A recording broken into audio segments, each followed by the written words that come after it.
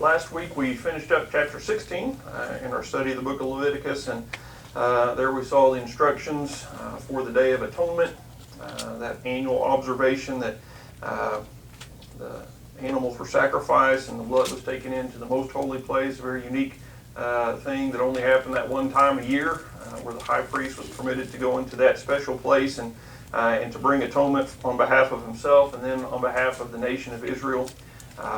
And all the details that went along with that, with the scapegoat and the various sacrifices and things, but all pointing to, of course, the great sacrifice who would come, Jesus Christ. All those things were pictures of what he would do, both the sacrifice itself, but also the representation of the people and standing before the Father on behalf of those who were in need. This evening, as we get into chapter 17, we begin with some restrictions about the proper place of sacrifice for the children of Israel. And then it finishes up with some restrictions about or prohibition against eating blood. So we start off in verses 1 and 2 here, chapter 17. The Bible says, "And the Lord spake unto Moses, saying, Speak unto Aaron and to his sons, and unto all the children of Israel, and say unto them, This is the thing which the Lord hath commanded, saying." And so we pause there for just a moment, and as we've seen in a lot of chapters of this book, it begins by reinforcing the idea of who it is that's speaking here. It is God who is giving this law, God who is giving these commandments and instructions, and that's reinforced once again. Oftentimes it's just Moses, a few times it includes Aaron as well, but it is the message of God that Moses is to deliver. Here it specifies to Aaron and his sons as well as the people in a general sense. Again, this is some of the restrictions about how offerings are to be made or where sacrifices are permitted. And so it particularly deals with Aaron and the priests and the role that they play, but also the people in general, because the people in general were the ones who were more likely to not offer the sacrifice in the right place, in the right way. And so these instructions are given about how they need to go about doing that. Verses 3 and 4 lay out some of the specific restrictions given in this section of the law. Verse 3, "What man soever there be of the house of Israel that killeth an ox or a lamb or a goat in the camp, or that killeth it out of the camp, and bringeth it not unto the door of the tabernacle of the congregation, to offer an offering unto the Lord before the tabernacle of the Lord, blood shall be imputed unto that man. He hath shed blood, and that man shall be cut off from among his people." And so the three specific animals that are listed there, the ox, the lamb, and the goat, are the primary offerings for the sacrifices that were to be brought. We've seen that several times already as we've gone through the various sacrifices and the requirements of them. And so that's the primary application. Of course, we know that there were some concessions or some provisions made for those who couldn't afford some of these larger animals. And they could bring a dove or something along those lines at times. But this primarily is addressing these sacrificial animals that are to be considered here, and how to deal with them, and how to basically to slaughter them and take care of that process. Now, it does primarily deal with sacrifices that were intended to be offerings, but it may also extend to those other animals or those other instances where these animals would be killed. That at any time that these particular animals were to be killed, it was to be done at the tabernacle, and it was to be given as a means of thanks. Now remember that they were forbidden from eating the fat that was to be burned in these sacrifices, not only if it was a sacrificial animal, but in a general sense, right? Anytime you had the ox or the goat or the sheep, you weren't to eat the particular parts of fat that were to be burned on the altar to God. Those were always representative of God's portion, whether that was going to be an actual sacrifice or not. And the wording here seems to indicate almost that any time these animals are offered, that it should be made as an offering to God. This again would make sense because ultimately it is God that provides these things, God who is the source of these blessings that they're going to enjoy. And not only that, we have to remember that they probably didn't eat meat in the manner or the amount that we do, right? That's fairly unique as far as history and really a lot of cultures in the world today. We eat a lot of meat, and so we look at that and think, well, man, those poor priests, they must have been just butchering animals day and night. But again, they probably didn't eat near as much meat as we do, especially during the wandering time. Remember, God provided food for them, manna and quail, and so they had the sustenance that they needed. And it was probably a fairly rare thing for them to kill these valuable herd and cattle animals. So It's likely that it did occur, that it was required for any of these animals that was to be sacrificed or killed in general, that it was to be brought. The priest would take care of that. Another potential reason for that was the sanitation and the process that was supposed to be followed to ensure not only the ceremonial aspect of it, but also just the practical aspect of making sure these things were done in a clean manner, in a proper way, to help curb the possibility of disease again, especially while they're in this wandering process that would eventually, of course we know, last 40 years. They didn't know that at the time. But during that time where they were camping in the various areas in the wilderness, it would be very important. Now later on, obviously, when they get to the Promised Land, they would spread out much more throughout that whole region, and it wouldn't be practical to bring every animal to the temple to have it butchered or to have it killed as a sacrifice. And that's actually dealt with over in the book of Deuteronomy, that second giving of the law. It's mentioned there and described in that place that once you get there, that is not the same requirement. But while they were wandering in the wilderness, that was the case. And so these animals were to be brought to the tabernacle, and that was the only place that they were to be killed. The penalty for breaking that commandment is among really the most severe in the law. Verse 4 notes that the person will be cut off from among his people. Now, we've seen this before in our study because of some of the other sins that they may have committed, some of the other things that were prohibited. This was the punishment for a few of them, and the idea of their being cut off is that of being excommunicated from the congregation, removed not only from the camp, but also from the covenant relationship with God, which is really probably the bigger thing, right? It's the Israelites had that special bond with God, had a special relationship with Him as His chosen people, and to abandon that, to fall into these sins, to refuse to do what God has commanded, to be cut off from the people, means that you remove yourself from that covenant. You've broken that covenant, that contract with God. And not only is it the social aspect of it, but there's a potential physical aspect too. The cutting off, depending on the situation, it could also include the death penalty, whether that was implemented by the civil authorities among the Israelites or by God Himself. Certainly God has that ability, the capacity to end a life if that is what is required. And so it's a real severe warning that He gives to the people regarding this. And we may look at this and say, well, you know, it's just an animal, right? What's the big deal? Why does it matter so much if it's just an animal that's being killed? But ultimately, this has to do with, the worship of God. And anytime God isn't worshipped in the appropriate way, then it is false worship. And we know how God feels about false worship, right? Among the Ten Commandments, it tells us, don't have idols, right? Don't bow down to graven images. Don't worship in these incorrect ways. Worship God. Love Him first. Make Him the priority. And so the breaking of this law or this commandment ties into that idea, ties into the worship of God. And so if they weren't doing it right, then they were basically practicing false worship or idolatry, which was a primary problem that they had throughout their history. This recurring problem for Israel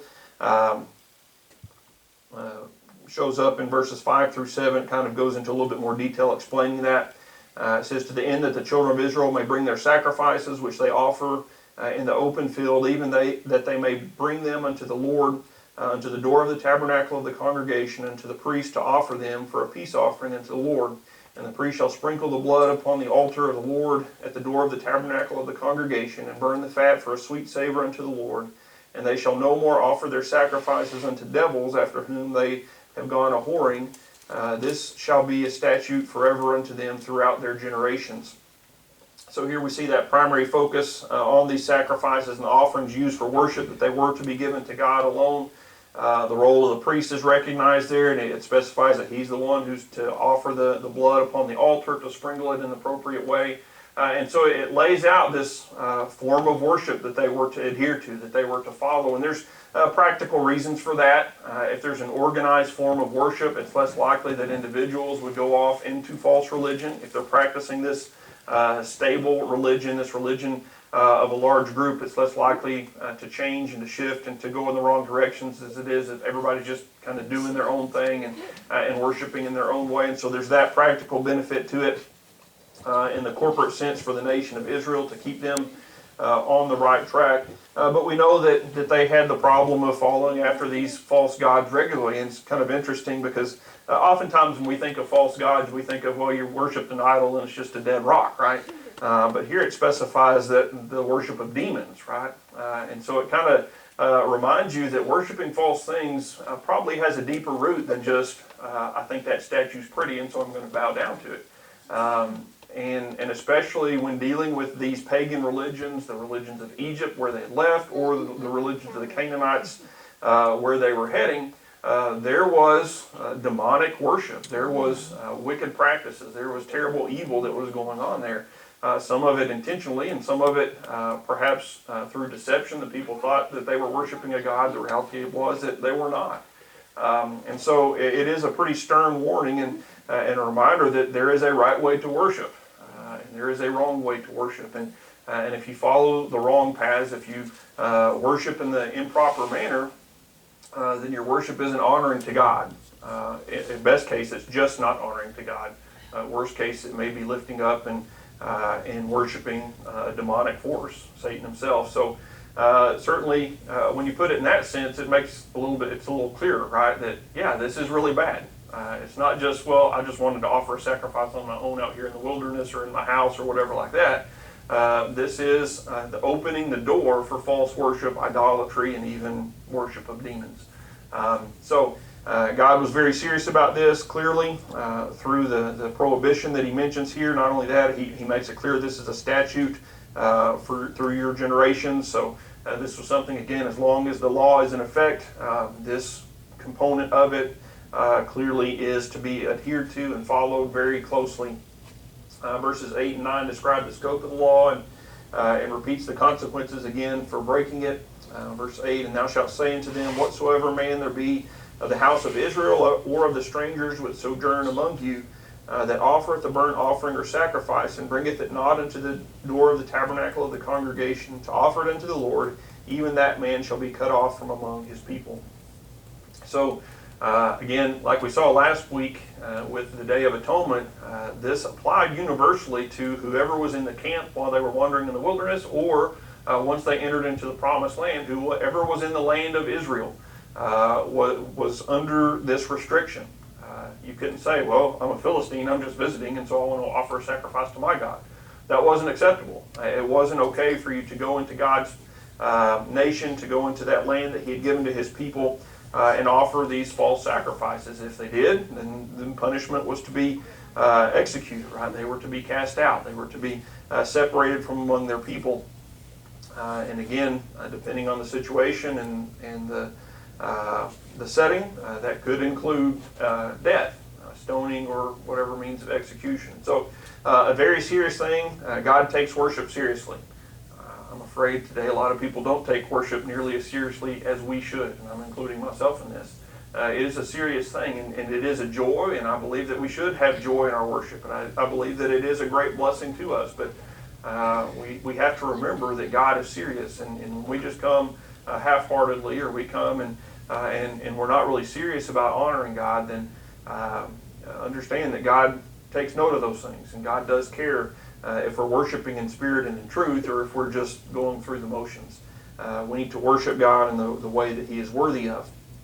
Now the rest of the chapter lays out in a little more detail a law mentioned previously that prohibits the eating of blood. And whenever I mentioned it last week, I got a lot of looks. So this is one, again, we'd be happy to be under this law, right? Because it wouldn't change much for us. But verse 10, the Bible says, and whatsoever man there be of the house of Israel or of the strangers that sojourn among you, that eateth any manner of blood, I will even set my face against that soul that eateth blood, and will cut him off from among his people. So, as in the previous section, there's a clear link to the offerings that were part of the worship of God here. But in the broader application, this commandment is clear. It says any manner of blood. And so this isn't just sacrificial blood. Again, that goes into the pagan religions. It's one of the things that was practiced among some of those religions is the drinking of blood or the eating of blood. to show devotion or to imbue themselves with power or whatever the philosophy or the theory was about that. It wasn't that uncommon of a practice and something that the Israelites were going into an area where that was taking place, and they might be tempted to fall into that particular style of false worship. And so the prohibition is very clear, but again, it's not just the religious sense. It is a universal dictate that God makes. Don't eat the blood of any kind of animal or any kind of creature. It was completely forbidden and off limits. The consequence there is basically that of divine retribution, where God himself would oppose and judge those who broke this commandment. He doesn't say they shall be cut off. He says, I will cut them off, right? This isn't you do this. This is God's going to take charge here. And again, it reminds us that God takes things very seriously, and particular things especially. The same kind of judgment is described over in Psalm 34:16, which says, the face of the Lord is against them that do evil, to cut off the remembrance of them from the earth. And that kind of gives it a little bit stronger, I think, emphasis, the idea of cutting them off, not only temporarily, but cutting off their remembrance, destroying them in such a way that they wouldn't be remembered, or that they would, in basically their family line potentially even. And so, very serious situation here. God's dealing with this particular sin in a very strict way. So they wouldn't only be destroyed, they'd be forgotten as well. Verses 11 and 12 explains the reason why this sin is so offensive to God. Verse 11, for the life of the flesh is in the blood, and I have given it to you upon the altar to make atonement for your souls, for it is the blood that maketh atonement for the soul. Therefore I said unto the children of Israel, no soul of you shall eat blood, neither the stranger that sojourneth among you eat blood. So the blood represents the life, which is a gift of God. It also represents the atonement that God provides, that pays for the sins of mankind. In particular, it pictures the blood of Jesus Christ. And we know that, again, that's the high price that God was willing to pay to redeem us, for us to be forgiven. And so in all these sacrifices, that's what the blood is picturing. It's picturing the blood of Christ. And so the blood is something that's very important. What it represents in Christ is something that's very important. So God doesn't allow you to take any liberties with that particular thing. And again, in addition to that, there were the pagan religions that fell into various forms of rituals and things like that concerning blood that would draw the nation of Israel away, and that was a common threat. So this would further differentiate God's people from the ungodly and help draw that line very clearly.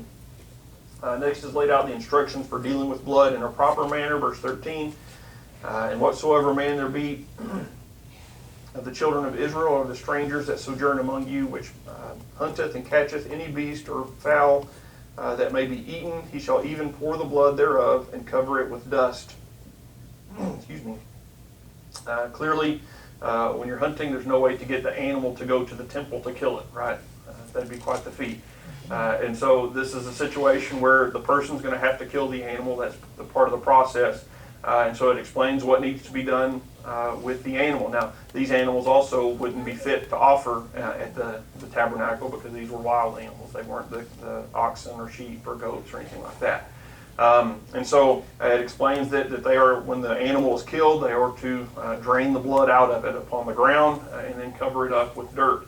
Again, that's showing a certain level of respect because of what the blood represents. The blood represents the life, and so you treat it in a way that honors what it is. And not only that, it prevents anything or anyone else from taking it and eating it, right, and doing something that they shouldn't with it. So it protects the blood in that way. And it honors God by honoring the giver of life that had been taken. Verse 14 shows that the same judgment applied in this case as with the other animals that could be offered as sacrifice. Verse 14, for it is the life of all flesh, the blood of it is for the life thereof. Therefore I said unto the children of Israel, ye shall eat the blood of no manner of flesh, for the life of all flesh is in the blood. thereof, whosoever eateth it shall be cut off. And so it's the same consequence, whether it's one of the sacrificial domesticated animals, or it's a wild animal that's caught or hunted or whatever.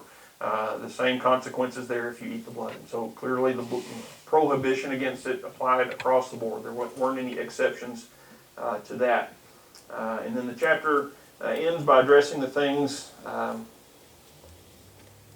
that hadn't properly, or that eating things that hadn't been properly prepared, verses 15 and 16.